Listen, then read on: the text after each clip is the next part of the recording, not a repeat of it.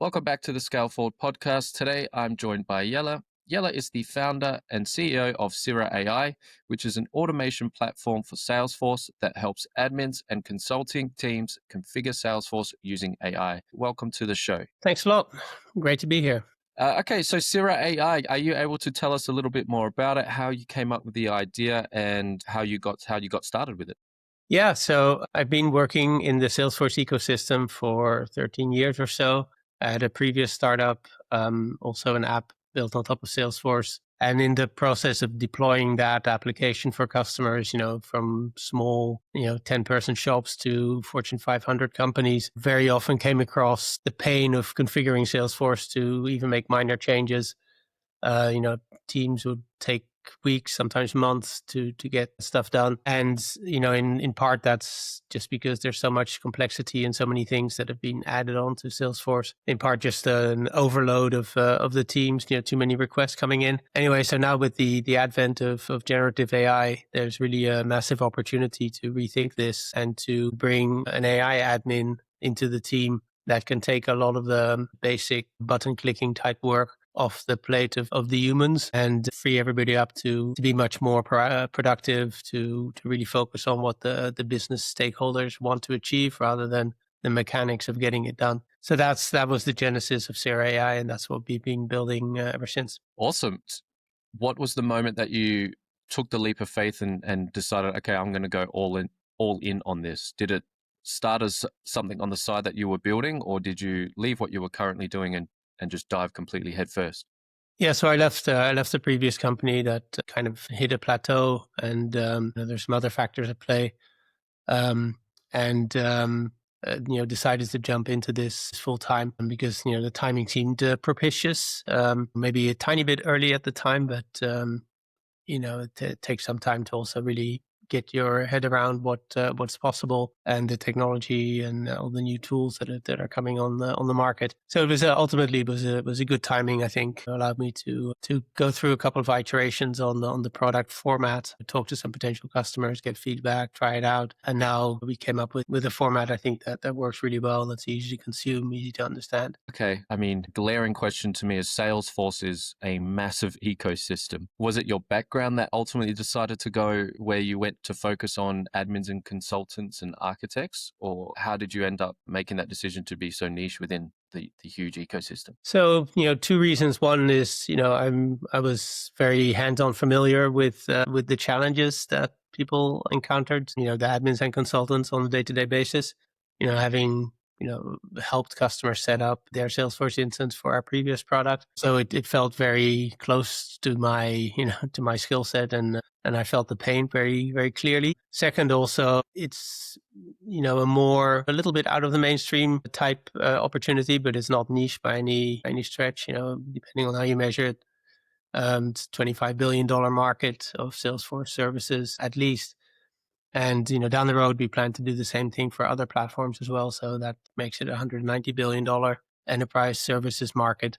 We're taking on not just very specific Salesforce tasks, but more generally, how do you manage enterprise software? How do you configure it? How do you make it actually align with business objectives rather than it being a bottleneck where people have to spend 6 months and $500,000 to get anything done, and bring Crazy. expensive consultants on board, which everybody does now because they have no choice, but not because they really want to. Okay, so that was the beginning. Talk us to where we're at today. You started as a solo founder. Do you have partners? What's your team look like? Yeah, I have a co-founder, Jeff, who runs our go-to-market, basically VP sales and all the marketing outreach, and one developer right now, plus a few other kind of part-time advisors that help to shape different aspects of the company. So we have product in market, it's been in market for a couple of months. We have paying customers, renewing, growing usage. So it's really starting to take off. I think we'd like even more of those, but it's definitely fitting a need. People enjoy using the product and are getting clear value out of it. Like one of our customers mentioned that they had a $15,000 consulting proposal to do just some migration from one custom object in Salesforce to another. And they managed to do that using Cirra AI in a couple of hours, basically just letting the AI do the work, configuring the new setup, taking all the data, massaging it, moving it over. So that's a pretty obvious ROI there. Yeah, fantastic. That's amazing. Okay, so is the co-founder remote and the whole team remote right now? Yeah, we have a remote team like distributed worldwide, actually. Okay, great. We could perhaps talk about how you go about managing that, etc. But I'm just curious, when you first started, were you more focused on having the product to a certain standard, or were you just focused on getting it out there, getting some testers and getting some feedback? No, I tried as much as possible for a technical founder to do it quickly and get the product in the hands of people. As quickly as possible. I did. There was a certain amount of experimentation just to kind of understand what the technology was capable of, and obviously that was a kind of a moving target, and still is a moving target. The AI models are getting so much better continuously. There was a little experimentation to see what actually could be done, and also where that's where we kind of found a lot of the value of what we're building because theoretically it's not that complicated to plug an LLM on top of an API in Salesforce, but in practice it turned out to be a lot harder because these are huge APIs. There's lots of little nitty gritty differences and little problems that occur, and that will break the whole flow. So getting these things to work on an actual customer workflow is a lot harder than it would initially seem. So there's a bunch of open source, and even Salesforce has released a set of MCP servers for Salesforce, but they don't actually really work. They break down very often if you do anything beyond the happy path. So that's where our value comes in by we go through that, we see what happens, we fix it, and find ways around it. Right.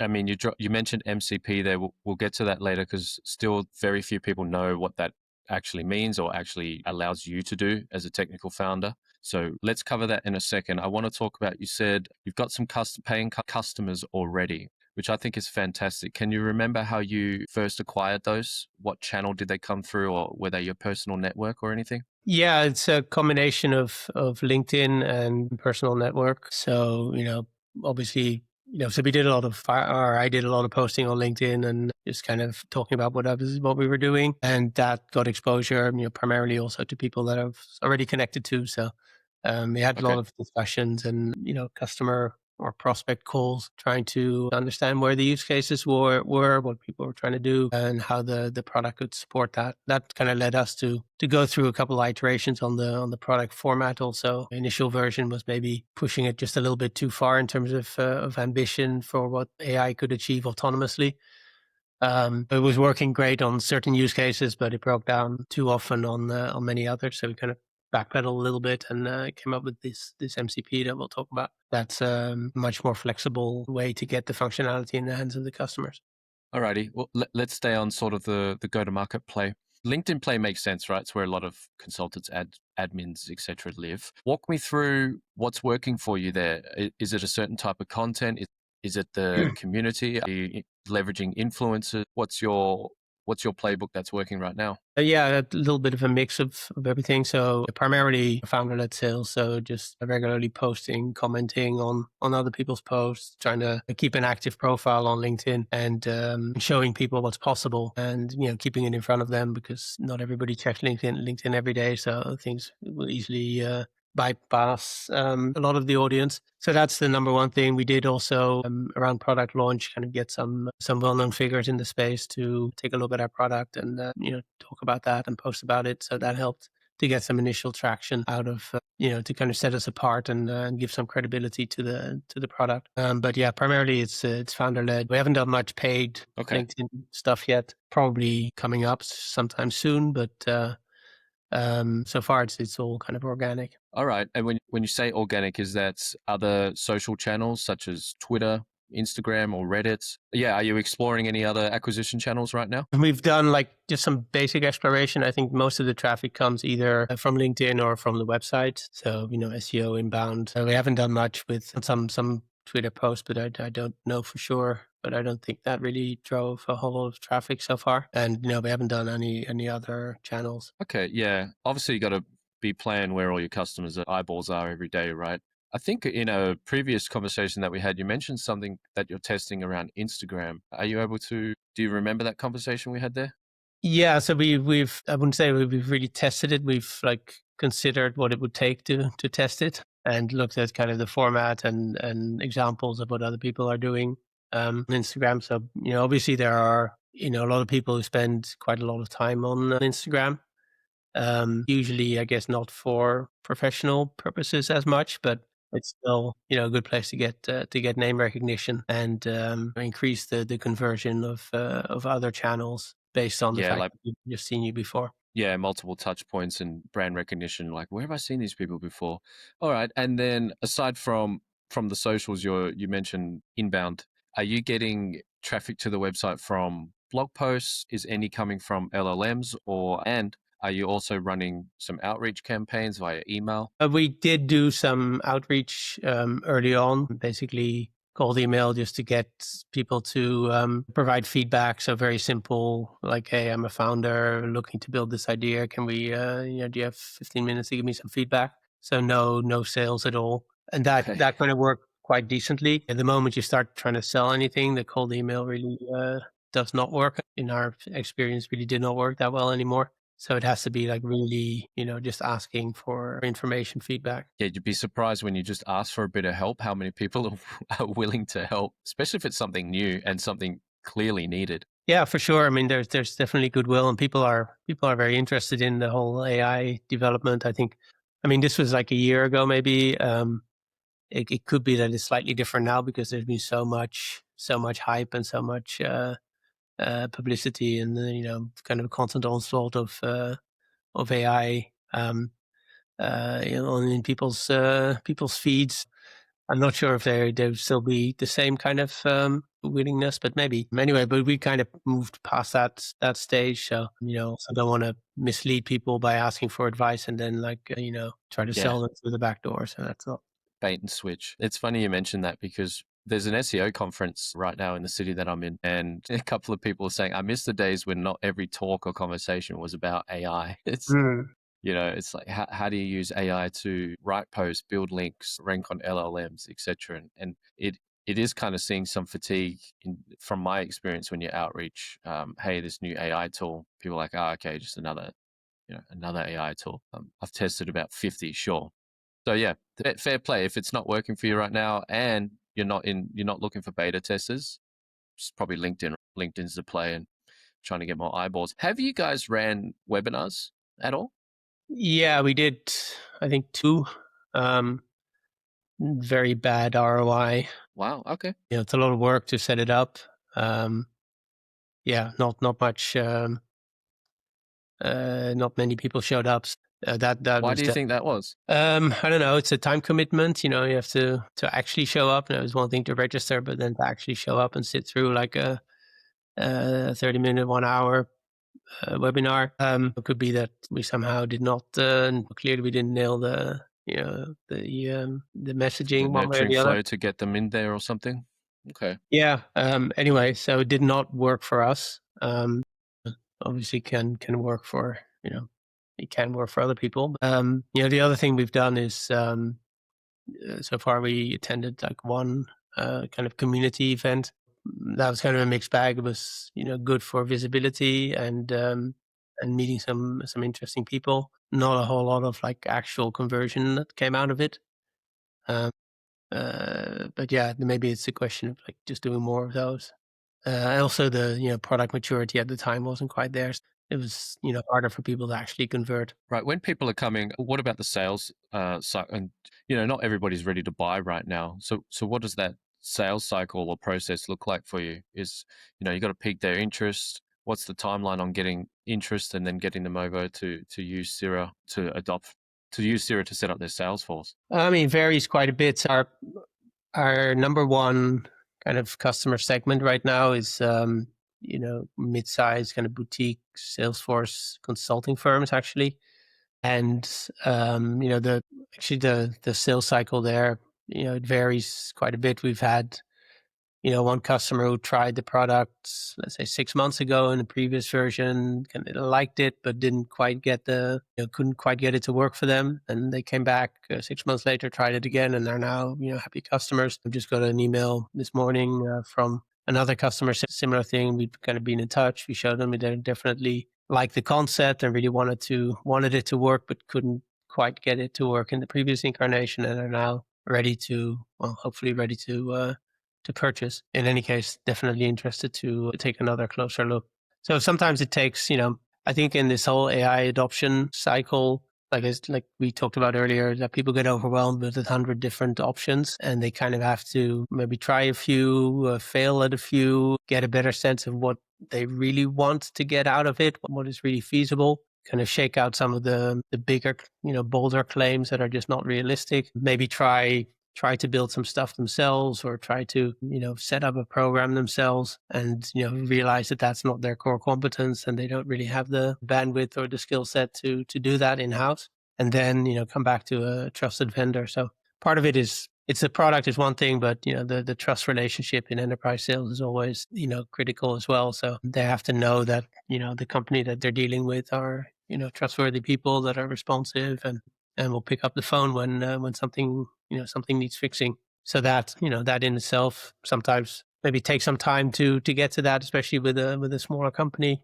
If the product looks good, then you kind of wait for 3 to 6 months to see if they're still around, and if they are, then maybe it's worth trying it out. Okay, I mean, we're talking about AI. We might as well switch gears and try and cover some topics around that. You mentioned some of the stuff just there, but also previously some barriers to adoption of AI inside consulting firms. Do you think it's a model quality issue, a workflow issue, a lack of understanding? Do you have any thoughts around that? What's really holding teams back from adopting AI better? Yeah, I think the number one thing is workflow and specific configuration for specific goals or properties of the work that people do. So that's I think the key thing. If you have to figure out how to install, figure out how to like copy the stuff from one system into your AI system, and then prompt it correctly, and then take the results back and massage that, and then push it into the other system. That's just a lot of work. People quickly say, well,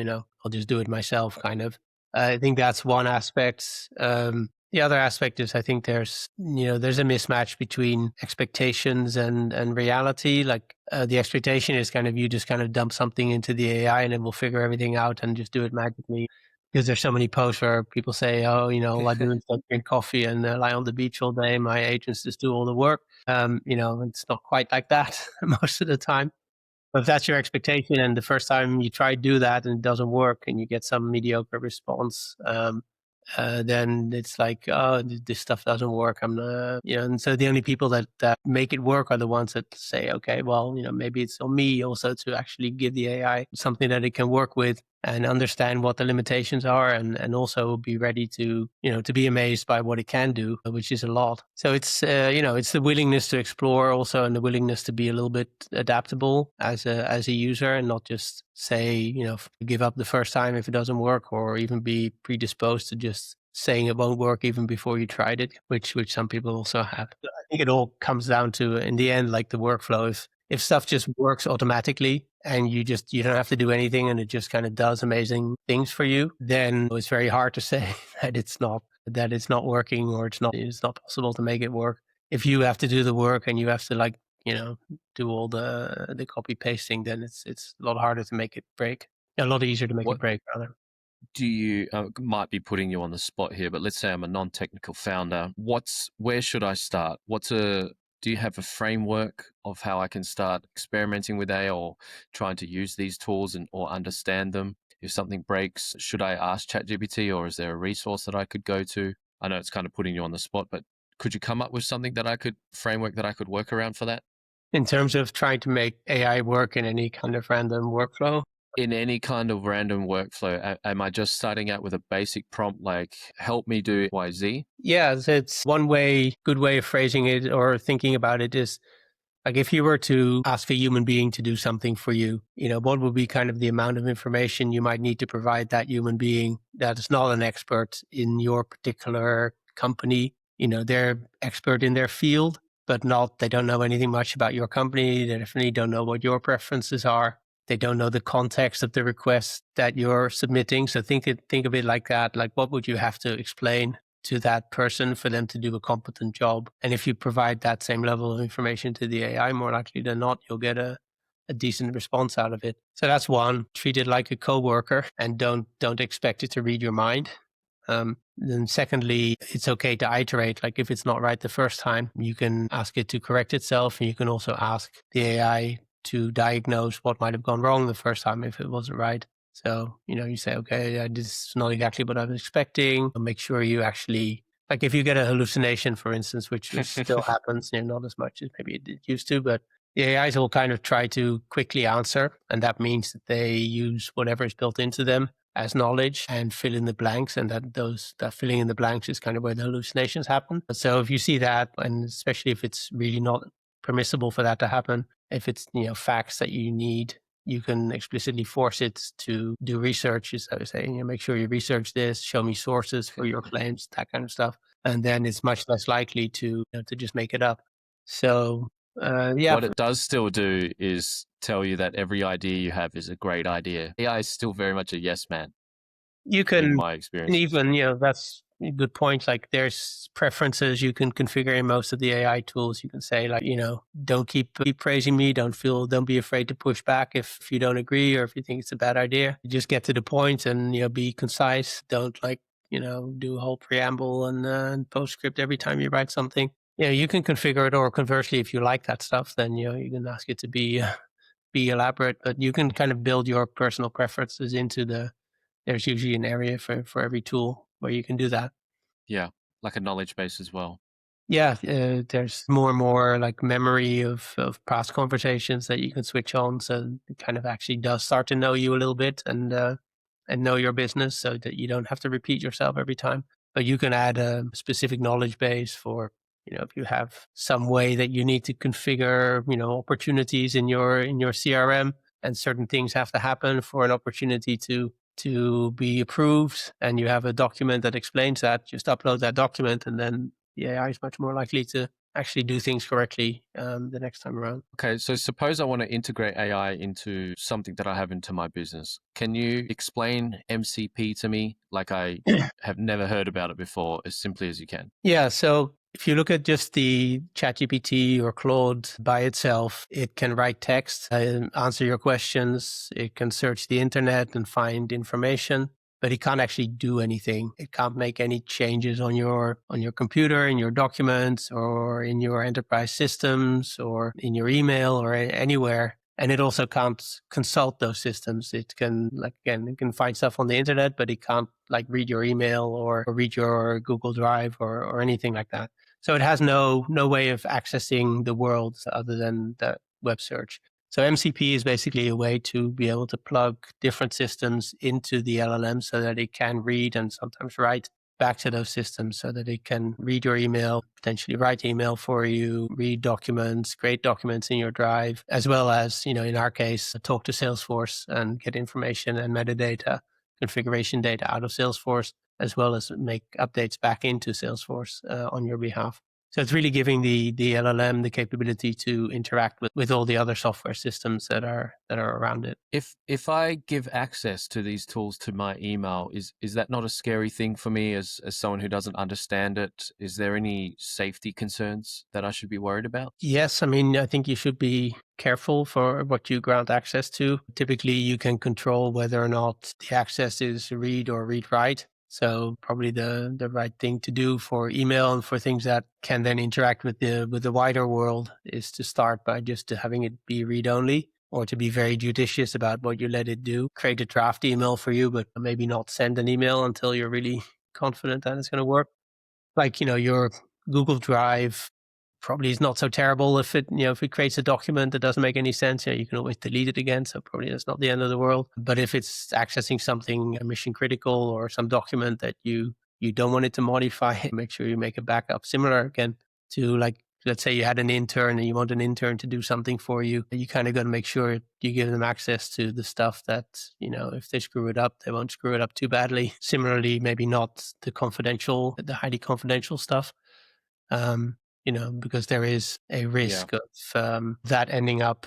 I personally think the risk of, like, models training on your data and that data then somehow getting exposed is kind of remote in almost all cases, unless it's something very specific. But there is that risk. You also need to look into what access you grant the LLM. Like most of these vendors, if you have a paid plan, you can switch off the fact that they train their models on your data, and presumably when you switch it off, that means they actually won't.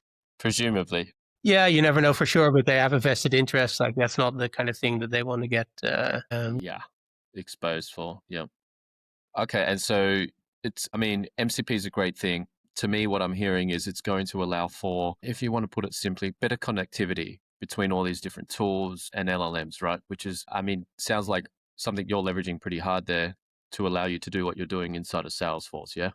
Yeah, absolutely. And kind of besides, the individual access to individual systems, what's really powerful is the fact that it can then do orchestration between different systems. So in our case, like we can connect the LLM to Jira. You can pull a Jira ticket that has to be implemented, can read that ticket. It can then do the implementation in Salesforce, run some tests, verify that everything is good, and then push the results back into Jira, update the status there. So essentially you can automate your entire workflow and, could send an email notification or a Slack message to let people know that things are done.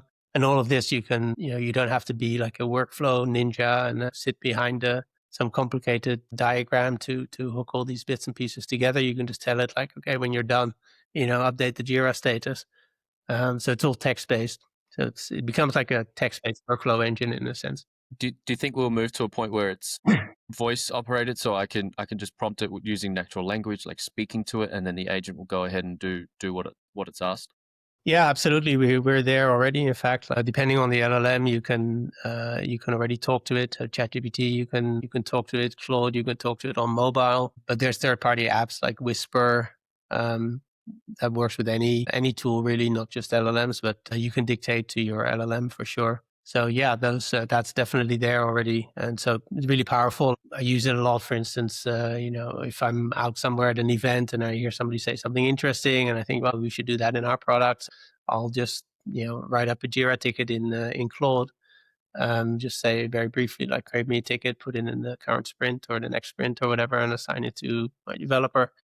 And you don't have to like go get the Jira app and find the ticket and work with all kind of clunky stuff. It's just very, very quick, very simple, and direct. So yeah, a Nice. lot of that stuff is possible. And so the more systems you connect like that way, the more workflows you can automate. I like that. What does the next 12 months or 6 months, depending how far you guys forecast your sprints, what does that look like for you guys at Cirra? In terms of business or product or both? Product, business, and what I was kind of leading to as well is, are you at a point where you're exploring a raise? Yeah, absolutely. So we're actually, right in the early stages of reaching out to investors right now. So yes, we are raising. Okay. We have those initial customers. People are pretty happy. But, in order to really grow this, we need to do more marketing and touch different integration points on the product side. So yes, definitely interested in any investor introductions that come out of this.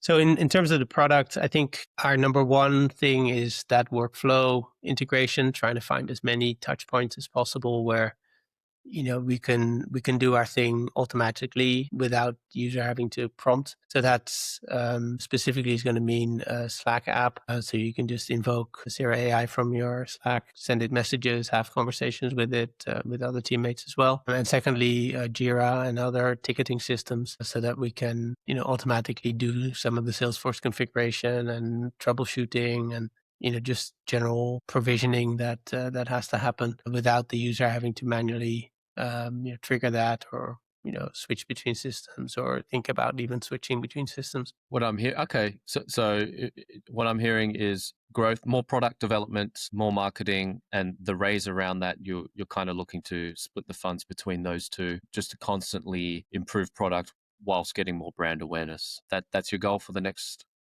12 months or so, or immediate goal. Yeah, exactly. The more we can get visibility in the ecosystem, the more customers we can bring on board. But what do you need to do as a founder? Like, let's say I'm another founder watching this. What do you need to do to make sure that you've got everything prepped for that raise? Generally speaking, uh, the easiest to raise is if you actually don't need to raise. If everything is already going great, you have like 50% month on month growth in revenue, and everything is going awesome, then investors will be easy to convince. It's a little harder if you haven't quite hit those metrics. I don't actually know. I don't really have a good answer to that question. This is the first time I'm going through like a full on fundraising. It obviously helps to have actual customers who appreciate using the product and renew their license month over month and use it more each month. There's always going to be investors who ask for more, who like want bigger numbers, and they kind of want the sure thing where essentially they're not taking any real short term risk. So I've heard people say in a way that it might be easier to raise before you have any product and traction, because then people can't poke holes in what you don't have. Yeah, the mystery. So that ship has sailed for us. I don't know it's time consuming, and you have to develop a thick skin because people are always going to find reasons why maybe it's not quite what they want or not quite what they think is the slam dunk that they're looking for. But they're essentially they're looking for a competent team that understands the market, big market where this thing can grow substantially, and then ideally clear traction and proof of how you put an extra $1,000 in, how many dollars are going to come out of that funnel at the end of the day. So that's exciting. I look forward to following up and seeing how you go with that. But if I may, can we move to what I like to call is the lightning round? Okay, so here we go. Which AI tool saves you the most time right now? So that would be Claude Code. Okay.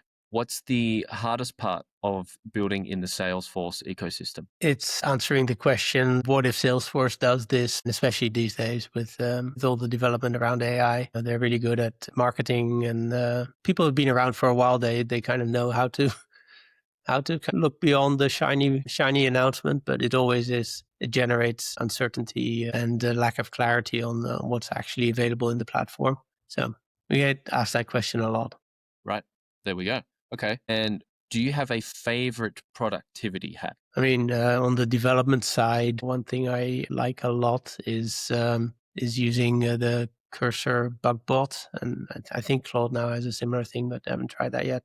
But that's an example of where you have a really seamless integration into a workflow. Like you write some code, you push it into GitHub, and that tool will just analyze it and find bugs in it for you without you having to prompt it or anything like that. And it's not always right, but it's found a whole bunch of stuff that otherwise would have slipped through most likely, and caused either defects or rework down the road. So that's a big big productivity Time saver. improvement. Yeah. I mean, the other thing is, note taking is pretty obvious, but so I'm using Fathom, but I've also recently started using Granola, which is actually pretty good. So I'm considering switching to that full time. You're not the first person to mention granola lately. It just makes me hungry every time I say it. Yeah, so it's an interesting name, but it's it does a good job, and it's pretty seamless. Definitely a brandable name. When you push something to GitHub, are you the tool in GitHub? Are you talking about Copilot? No, it's a Cursor. It's like Claude has something similar, like probably Copilot as well. Copilot is useful as well, but I haven't used it that much. Okay. I actually had a podcast with person responsible for Copilot in GitHub, and it sounds fantastic. I personally haven't used it, but I started to speak with a lot of tech founders and sort of technical first founders rather than marketers, and they seem to love it. So I don't know if you want to try it out and experiment and see what your two cents are on it, but yeah. Okay. Yeah, I mean, you can spend your entire day like trying AI products. You There are can. people who do that and make YouTube videos about it and stuff. But when you pick one and get the most out of that, I think that's kind of a general guideline. I think for AI as well. Yeah, I was going to say, yeah, that's actually a productivity hack right there. You can spend all day, every day trying to use the latest, newest AI tool, or this tool just got the latest update. Is what you're saying, if you just pick one and get really good at that, that's probably all we need.